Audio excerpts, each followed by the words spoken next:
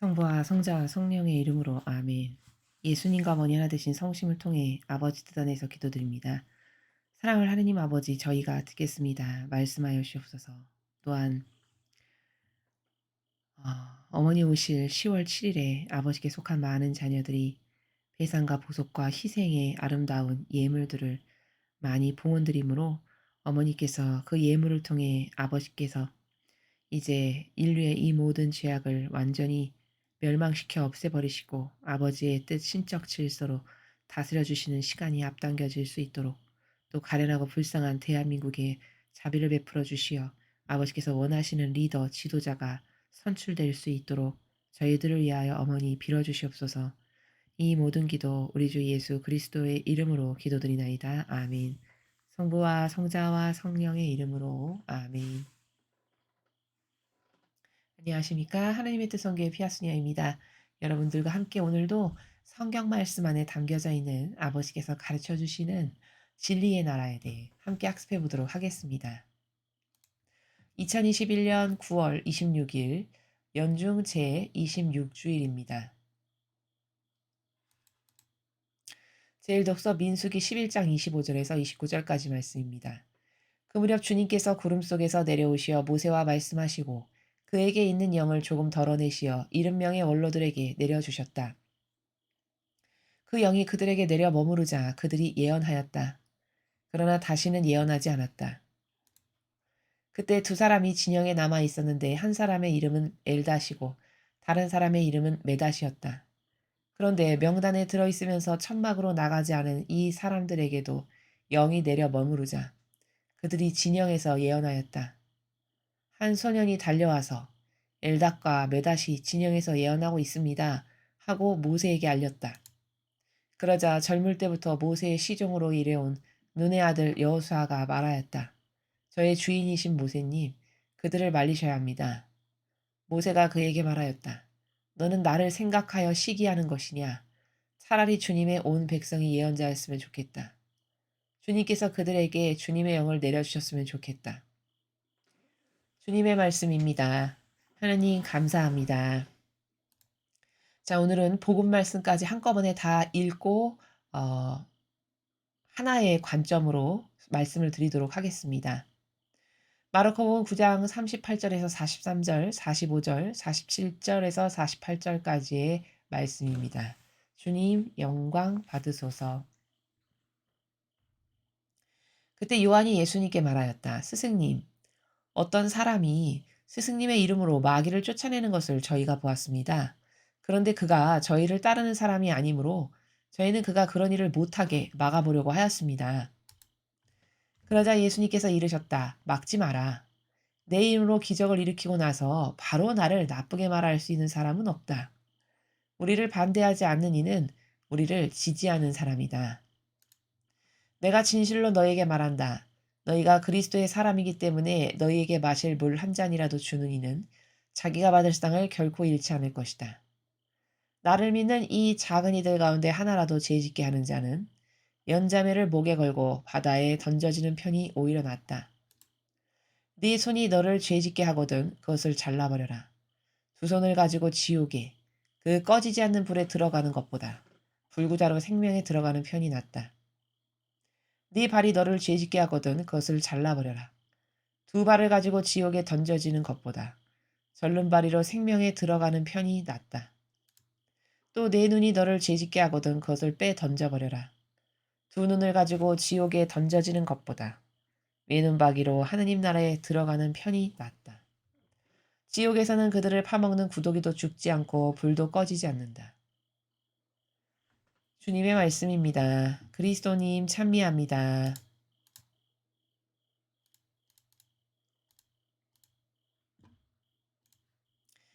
예, 오늘 복음 1독서와 복음은 묶어서 하나의 공통적 관점으로 말씀을 드릴 수 있습니다. 자, 어떤 관점이냐? 지금 민수기의 이 내용은 원래 모세가 전체 그 백성을 이끄는 지도자였는데 그 밑에 이제 원로라는 사람들도 있잖아요.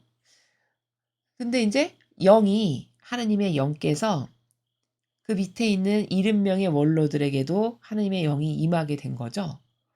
그러다 보니 하나님의 영께서 오시니까, 즉 성령 하나님께서 오시니까 막 이 사람들이 막 예언을 하고 막 이런 일이 벌어지는 겁니다. 근데 어 문제는 뭐냐면 지금 이제 이런 일이 일어나니까 모세라고 하는 모든 국민이, 그 백성이 인정한 지도자 말고 막 다른 사람들도 모세가 했던 것과 같은 일을 막 하니까 이제 여기에 혼동이 오면서 이러한 이야기를 합니다. 여호수아가. 저의 주인이신 모세님, 그들을 말리셔야 됩니다.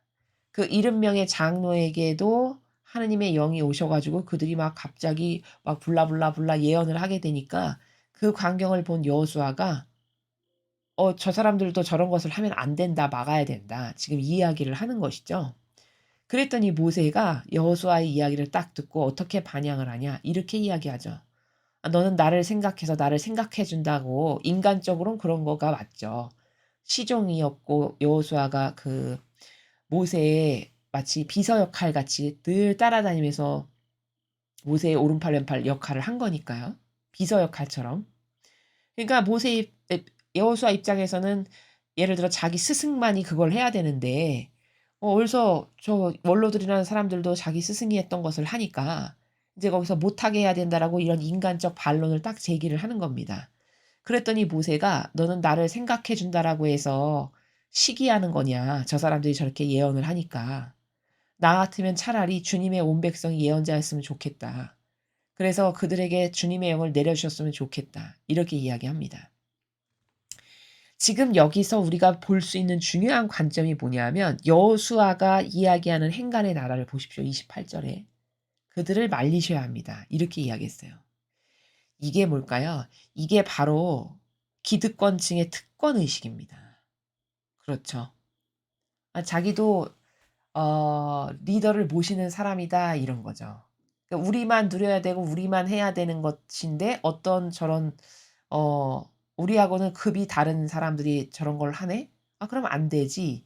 이게 벌써 이렇게 그 인간의 자아라는 것은요. 인간의 자아에서 올라오는 다양한 충동질의 나라는 다 이렇게 역겹고 저급하고 하느님하고는 다른 것을 하라고 충동질합니다. 아버지가 원하시는 것하고는 다른 거죠. 그쵸? 모세가 옳은 거예요. 이 모세가 '아 차라리 다 예언자였으면 좋겠다.'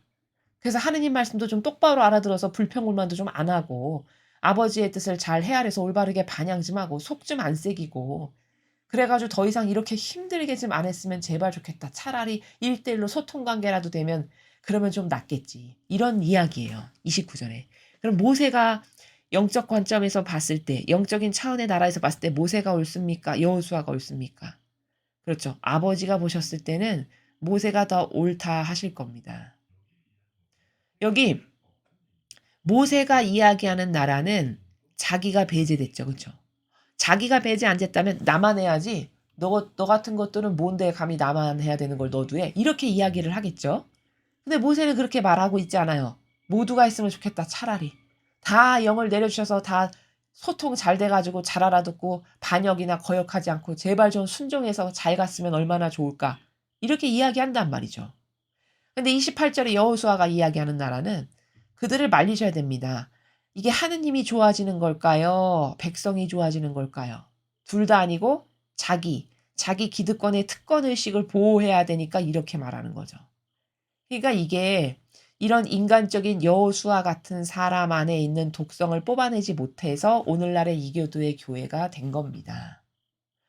여러분 이교도의 교회가 하느님께로부터 더 이상은 안 되겠다라 해서 열쇠가 되돌려진 이유가 뭡니까? 소출은 내는 게 하나도 없는 거예요. 모세와 같은 아버지가 원하시고 백성이 좋아지는 그것만을 하는 게 리더고 지도자가 해야 될 일이고 하느님의 일꾼이 추구해야만 되는 바가 바로 그건데 그런 목적 의식을 완전히 상실한 거죠. 그리고 기득권의 특권 의식밖에 없어요. 지금 여호수아가 말하는 것과 같은. 그래서 이교도의 교회에 가면 여러분이 많이 느끼셨을 겁니다. '아 너희들은 안 돼. 너희들은 하면 안 돼. 이것도 하면 안 되고 이것도 하면 안 되고 이것 다 자기들만 해야 되는 자기의 고유 권한이래요.'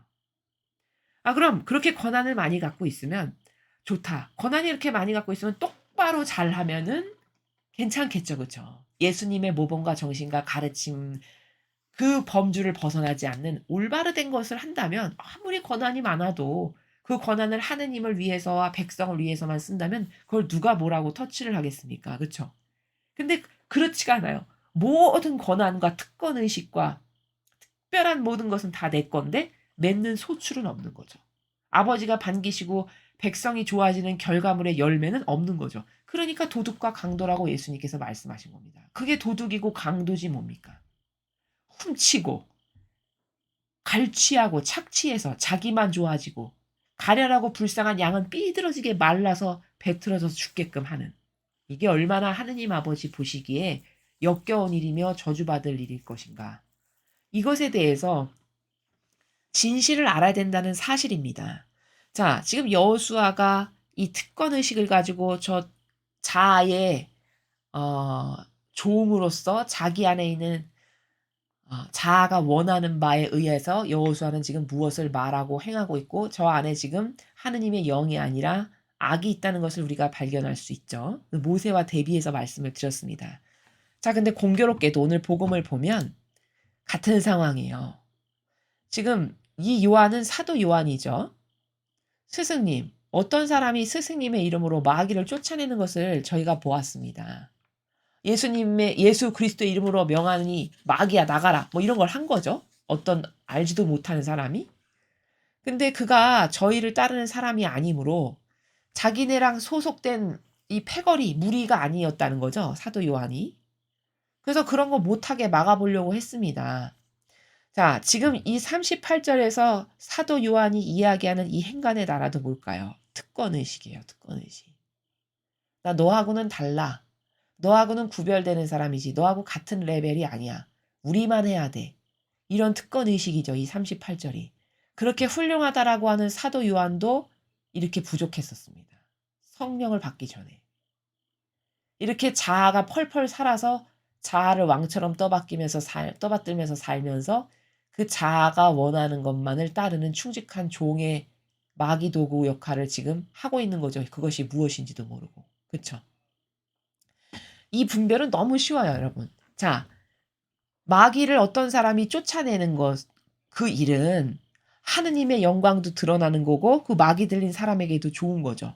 그럼 이게 하느님이 기뻐하실 일일까요? 마귀가 기뻐할 일일까요? 하느님이 기뻐하실 일입니다. 그러니까 이 마귀를 쫓아내는 일을 한 사람은 단죄받을 이유가 아무것도 없어요. 오히려 칭찬받아야 되지. 그쵸? 그런데 사도 요한은 지금 그거 우리 부리가 아닌데 듣도 보도 못한 엄한 이상한 사람이 저런 거 하니까 못하게 해야 된다는 거예요. 그러면 못하게 함으로써 누가 이득을 볼까요? 하느님이 좋아지십니까? 그 마귀 들린 사람이 좋아집니까? 누가 좋아져요? 자기네들의 기득권의 특권 의식을 보호하려고 해서 하는 일이고 이건 하느님도 기뻐하실 일이 아니고 그 마귀 들린 사람에게도 도움을 못 주는 거잖아요. 그러니까 이건 100% 지금 마귀가 하는 거다라는 걸 우리가 얼마든지 분별할 수 있다는 겁니다. 앞에 여호수아와 똑같은 행간의 나라죠. 바로 이러한 부작용을 이 공동체 안에서 제거할 수가 없잖아요. 수도 공동체나 이 교회 공동체 안에서. 지금 사도 요한 안에 작용하는 게 악인데 그런 인간적인 악을 거두어서 제거해서 뿌리째 캐내어서 버릴 수가 없다. 그럼 이게 더 자라날까요? 시간이 지나면 더 줄어들까요? 점점 더 자라나겠죠. 더 커지고 더 무성해집니다. 이러면 이제 어떻게 되냐?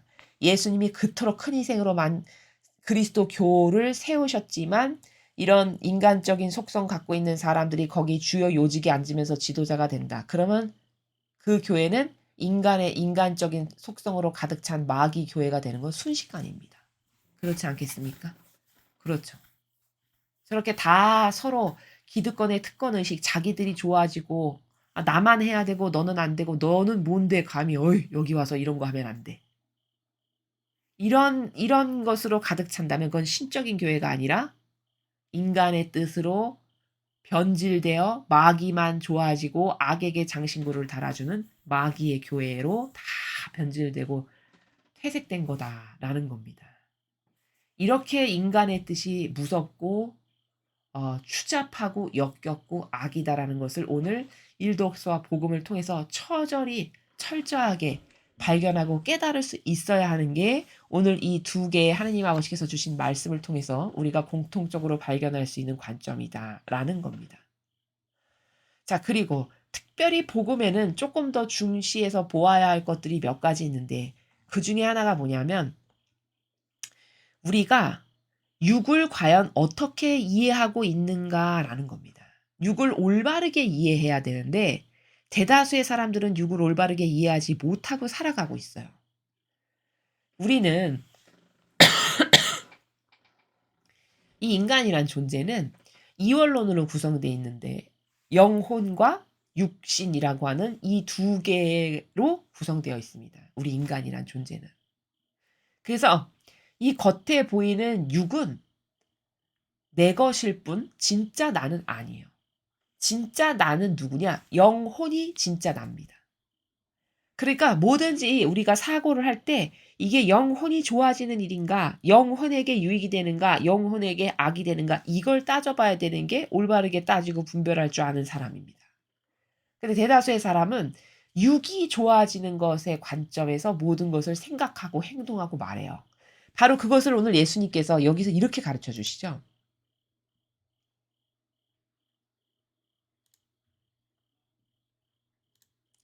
네 손이 너를 죄짓게 하거든 그것을 잘라버려라. 두 손을 가지고 지옥 가는 것보다는 차라리 손 없고 불구자인 채로 영원한 생명에 들어가는 게 낫지 않니? 43절의 말씀이 뭡니까? 육이 주인이 아니라 너의 영혼이 주인이다. 그러니까 육신이 불구자여도 영혼이 주인이니까 영혼이 영원한 생명에 들어가는 게 훨씬 중요한 거다. 이 이야기 하시는 거죠. 똑같은 관점에서 45절. 너 발이 너를 죄짓게 해. 그러면 발 잘라버려. 네가 죄짓는 발을 달고 지옥에 가느니 그 죄를 뽑아버리고 없애버리고 차라리 불구자의 육신이 될지 몰라도 너의 진짜 주인인 너의 영혼이 생명의 나라에 천상에 가는 게 엄청 더 중요한 거다. 이렇게 이야기하시죠. 그렇죠? 똑같은 관점으로 눈도 마찬가지로 네가 죄를 짓는 행위를 자꾸 해. 너의 눈이. 그러면 눈을 던져버려라 빼서. 차라리 불구자의 육이 되는 게 낫지. 너의 주인인 영혼이 지옥 가는 것보단 그게 100배 난 거다. 이렇게 지금 같은 관점에서 세 가지의 개념을 들어서 말씀을 하시죠.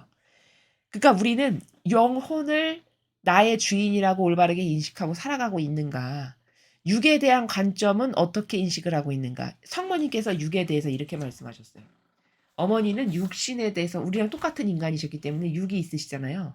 근데 어머니는 육신을 이해하시기를 어떻게 하면 하느님 아버지의 뜻을 더 잘 이루어 드리기 위한 도구로 쓸까? 어떻게 하면 내가 이 자아라고 하는 마귀에게 맹종하고 동조하고 해서 악을 저지르지 않는 육이 되게끔 할까? 여기에 온통 관심이 있으셨대요. 이 육을 다스리시고 육을 생각하실 때. 그러니까 그 어머니의 말씀을 요약 정리하면 우리가 육이다, 육신이다라는 것에 대해서 가장 올바르게 이 신적 질서에서 이해하는 것은 어떤 차원이냐면 이 육이라는 것은 하느님의 영광을 드러내고 아버지 뜻을 이루고 이웃을 사랑하기 위해서 동원되면 그건 육을 가장 올바르게 잘 쓰는 겁니다. 그렇다고 해서 제가 육은 죄악이고 영혼은 고귀하고 아름답고 나의 주인인 거고 중요한 거니까 영혼은 소중히 여기고 너의 육은 막대해라. 그냥 육을 막 학대하고 육을 막 아무렇게나 함부로 대해라. 그 말씀이 아닙니다. 물론 육도 하나님이 창조하신 거죠. 영혼도 창조하셨듯이.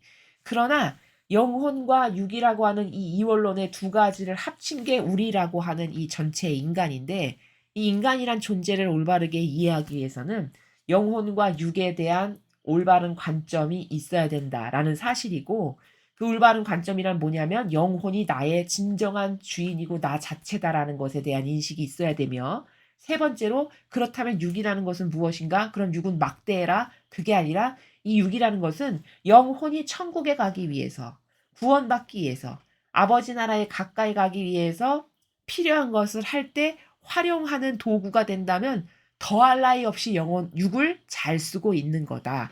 이 차원에서 이해를 하는 것이 오늘 이 복음 말씀을 올바르게 인식하고 이해하는 나라다라는 것을 여러분에게 말씀을 드리는 겁니다. 자, 그리고 이제 여기 하나 좀 더 덧붙이면은 41, 42절에서 이렇게 말씀하셨어요. 네가 그리스도 사람이기 때문에 너한테 마실 물 한 잔이라도 준다면 그가 받을 상을 결코 잃지 않을 거다. 그 다음 똑같은 관점인데 근데 반대급부적인 걸 말씀하시는 거예요. 하나는 하느님의 일꾼의 관점에서 하나는 마귀에게 동조하고 협력하는 것의 관점에서 이 두 가지를 놓고 지금 41, 42절에서 말씀하시는데 42절에서는 나를 믿는 이 작은 이들 가운데 하나라도 죄짓게 하는 자는 연자매를 목에 걸고 바다에 던져지는 편이 오히려 낫다. 아, 연자매가 뭔지 아시죠, 여러분? 그 무거운 이렇게 돌덩어리 여기 목에 이렇게 그 옛날에 죄수들이 찼던 그거 걸면 그냥 가라앉아 가지고 빼도 박도 못하고 죽을 수밖에 없는 이런 거잖아요. 자, 그러면 41과 42절을 통해서 우리가 발견해야 되는 건 뭘까? 과연 영혼이 주인이라고 지금 말씀을 드렸잖아요. 내 영혼은 어떤 것과 하나 되어 있는가에 대한 중요성을 말씀하시는 거죠. 그렇죠? 41절은 네가 선하고 하나 됐어. 그래서 내 일꾼이라고 해서 하느님의 뜻을 진짜 올바르게 행하는 사람에게 그 물 한 잔이면 얼마나 보잘것없는 별것 아닌 선행이에요. 그치? 근데 물 한 잔이라도 이렇게 줬다. 그러면은 그 물 한 잔을 줌으로써 네가 하는 일에 협력한 그 대가를 반드시 받게 될 거다. 이렇게 말씀하셨어요. 그럼 이건 선의 관점에서 말씀하신 거죠. 근데 선의 관점만 있는 게 아니라 악의 관점도 존재하잖아요. 동시적으로. 그러니까 동시에 그렇다면 만약에 네가 내 자녀들에게 영향력을 끼쳐가지고 죄를 짓게 해. 내 백성이고 내 자녀고 내 양들인데.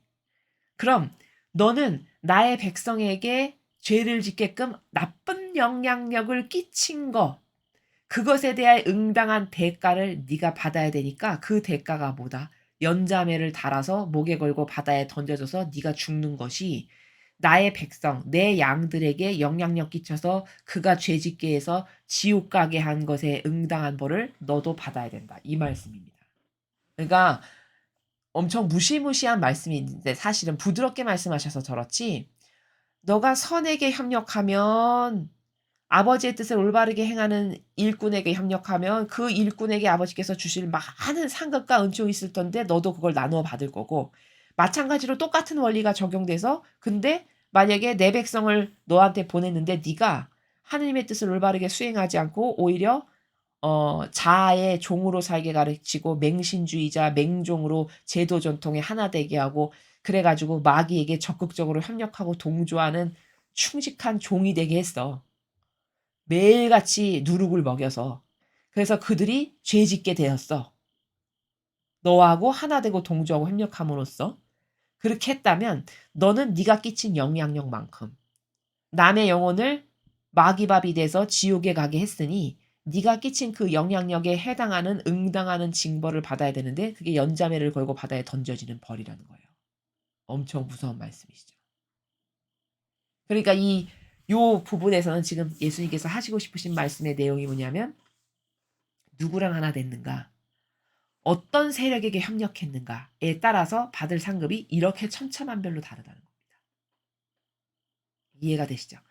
자, 그래서 오늘 일독스와 복음은 사실 한 가지의 그 공통적인 관점을 발견할 수 있는데 그게 뭐냐면 기득권의 특권의식을 이 하느님의 일꾼이라고 단련받는 사람들도 갖고 있더라는 거예요.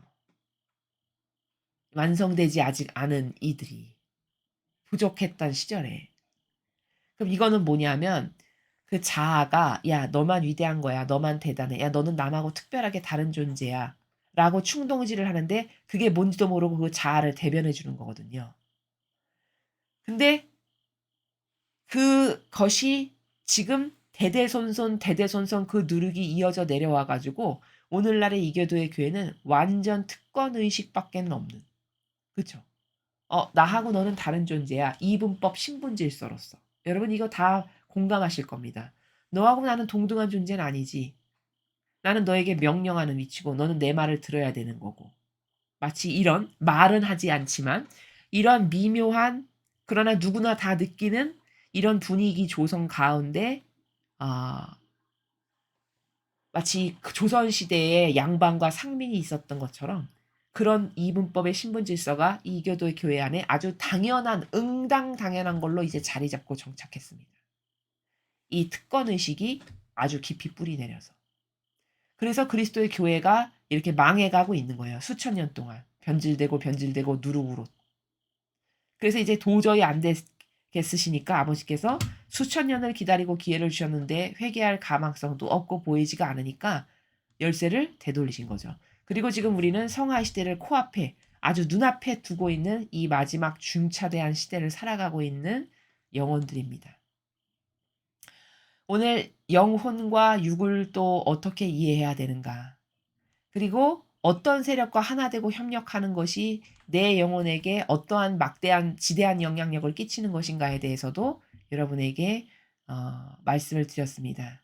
이 마지막 시대에 어떤 것이 지혜와 슬기로 올바르게 반영해서 자신의 영혼을 구하고 살아남을 수 있는 길인지 여러분 모두가 더 깊이 깨닫고 발견하셔서 사랑하는 주변의 사람들에게도 이 깨달음을 잘 전달하실 수 있어서 한 명의 영혼이라도 더 지옥으로 가지 않게 구원할 수 있는 우리가 되어야 하겠습니다. 이상으로 2021년 9월 26일 연중제 26주일 복음 해설을 마치겠습니다. 감사합니다.